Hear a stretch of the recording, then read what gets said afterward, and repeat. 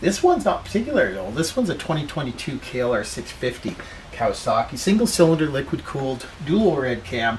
They're a good bike in a lot of ways, based on the old KLR 600 from back in the day, 87, 86, somewhere around there they started. So quite an old dinosaur bike, but they've mounted all the modern fuel injection on it, ABS, but it's still the old dinosaur bike from back in the day. Not much in the way of revisions really with them. Back in 87, they used to be quite reasonably priced, and people bought bikes quite differently back then. The insurance rates were different, so the sales of motorcycles were through the roof, unlike today.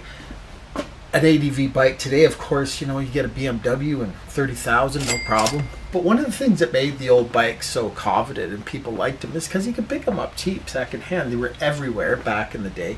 And so the budget orientated sort of crowd who wanted a cheap motorcycle and weren't that interested in fashion and Instagram selfies didn't mind driving a bike like this, and they put up with the little nuances and the pain in the arse, things like the doohickey and the thermal bob. And so just a little walk around here. You can see the angular lines on the new 2022 model. This one's got 55k on the clock. I believe the guy bought it brand new.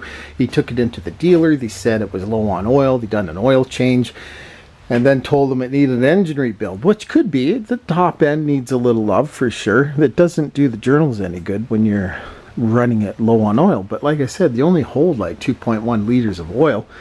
And you can see the little boss where they used to have the kickstart on the clutch, which is gone, which would be very useful in this case because the decompression's screwed. These new ones, they don't come with a kickstart either. The old ones had a kickstart. So that was very appealing to people who wanted to go traveling to South America or just off-roading around the local area on gravel roads.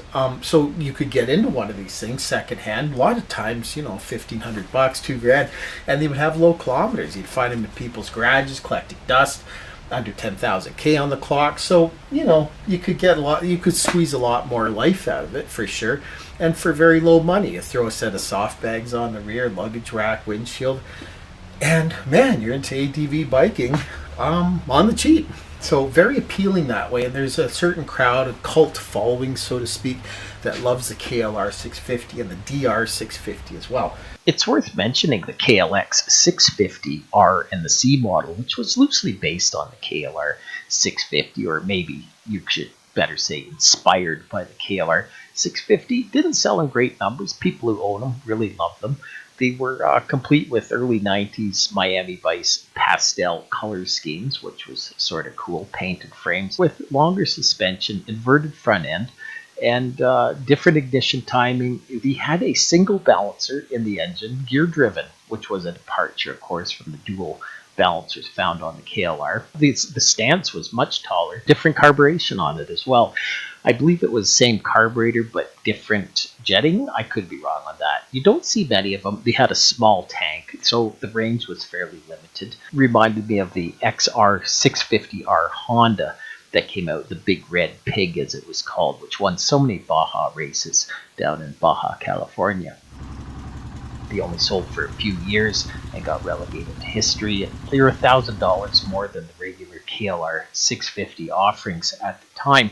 Also, a somewhat lesser known enduro Kawasaki put out was the KLE 500 enduro bike, complete again with Miami Vice pastel color schemes from the 90s. It had a parallel twin liquid cooled dual overhead cam engine taken from the little EX 500 street bike that is a favorite of so many beginners around the world. That one, of course, completely different bike, but I just thought I'd mention it. Why not? Anyways, I digress. Back to the KLR 650. Are they a good bike? Not really. They're a little lacking in the handling department for sure. The front end always feels a bit vague to me. I've ridden tons of these things. Never owned one. Never wanted to own one. I guess that's because I rode lots of them. They're okay. There's nothing particularly wrong with them, except they did have some glitchy bits, and they're just an old dinosaur bike. When you get on the highway, they're doing 80, 90 kilometers an hour, which is totally acceptable. But most people that ride these things want to do faster. They want to do 120, 30, 40 kilometers an hour down the interstate.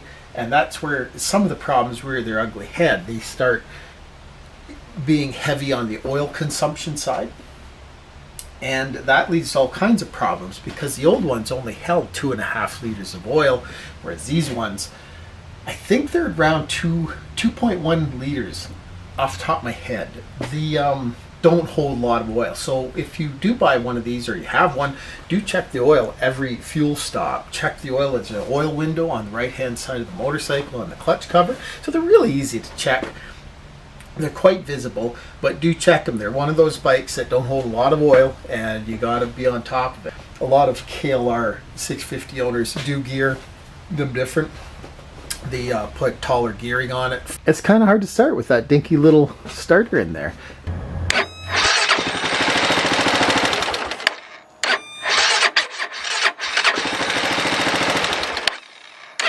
A lot of motorcycles these days come with an automatic decompression on the camshaft, which holds one of the valves marginally open to alleviate the stress on the starter when you're starting it. But I mean, just for reference, look at the size of this starter. It's out of an old 454 LTD Kawasaki, 2-cylinder, same engine found on the old Ninja 500 twin. It's almost the size of the cylinder. It's hard to see there, but the starter in here has to turn over this big 650 thumper single.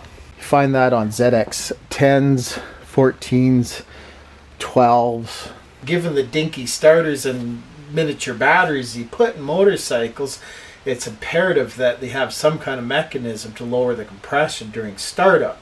New display on it to sort of modernize it a little bit. ABS brakes, 21-inch front wheel, 17 rear. That's a 17. It's been a 17 forever back in the day. 86, my old XL600, it had a 17 as well. That was a popular size back then. Now most motocross dirt bikes and enduros, they've all went to an 18-inch on the rear. It's a little harder to find 17-inch, particularly I believe that's a 130, 90, 17 I believe. And your choices for fully off-road tires are a little bit diminished for sure, but still old style calipers and rotors, which are adequate for what the bike does. It's not a particularly fast motorcycle.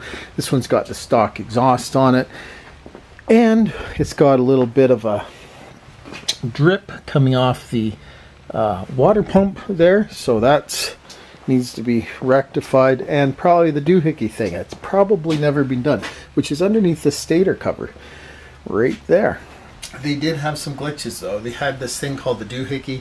It was on the balancer chains on the motor, and the part that was installed to retain the tension on the balancers for Kawasaki would crack and break. The spring would break, the spring would wear out, the chain would eat through it. There was all kinds of problems with it, and they never rectified it. It was left up to, I think, one of the enthusiasts, Eagle Engineering, and there was another one out of Toronto comes to mind, doohickeys they were called, and it was a stopgap measure to kind of rectify what Kawasaki overlooked. So there was that glitchy thing, and that was kind of a big deal for sure. I've never owned one of these KLRs. If I did, I might just take those balancers out and put them right in the garbage. I don't know if you really have a need for those balancers in the engine. Yes, it would vibrate a little more for sure. How much more? I don't know. Never tried it. Be interesting. If anybody's out there has ditched their balancers, let me know. That'd be interesting. I've done it on an old TX750 Yamaha, and that turned out pretty good. The color scheme, they've kind of upped their game in terms of appearances. They went to more of an angular look in with the third generation of these KLR 650s, and note the color of it kind of by no coincidence sort of mimicking KTM. I think they're chasing the ADV market there. Stark difference from the old roundish KLR series, that's for sure, and the white and blue green paint schemes of years gone by. Kind of looks suspiciously like they might be chasing the KTM theme. I don't know, that's just my opinion. This particular one, this was Randlow one, 55,000 kilometers, 2022 model, and I believe the decompression, there's problems with the decompression because it's turning over hard, it's hard to start, and even with a fresh brand new battery, upgraded battery in it, even boosting it. It's a dog to start. So I think there's definitely problems with decompression on this thing. That's one of the symptoms from running it low on oil. The decompression and the bearing on the top end would pack it in. Put the key back on, boom, right back up. So I think we're doing pretty good on that front with the fuel pressure. Crank her over, show you what it's doing, or not doing, or supposed to do. And you see the test light, interestingly enough.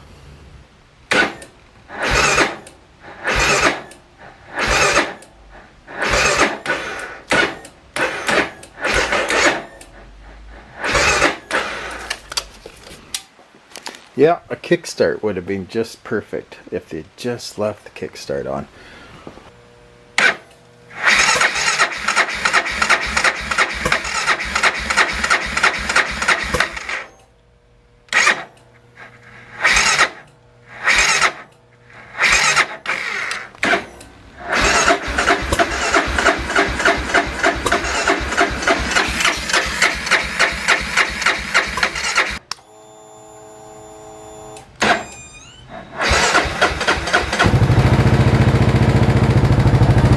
Look at that drop in voltage too. It's crazy because it's hooked up. It's on the charger. It's on the charger. It's hooked up to this crazy big battery through the booster cables to a brand new YTX 12-BS. As you can see here, do not open. Buy new battery. That's what it doesn't say.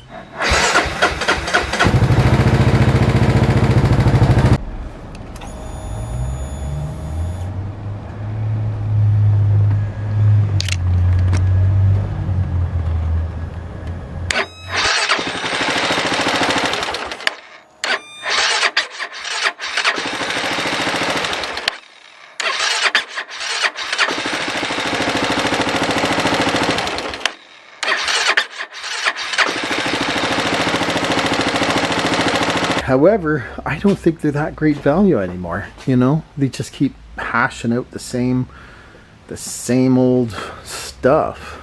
A thing on the side of the engine, it was like a upgraded thermostat to even out to the cooling and heating cycles so that it was easier on the cylinder, and you'd get less wear on the cylinder, more conformity with keeping it in the shape it came from the factory. And it was just crazy, you know. And again, that wasn't Kawasaki. That was just some guy came up with it and started selling them as an upgrade. It was like a bypass for the actually this one's got one.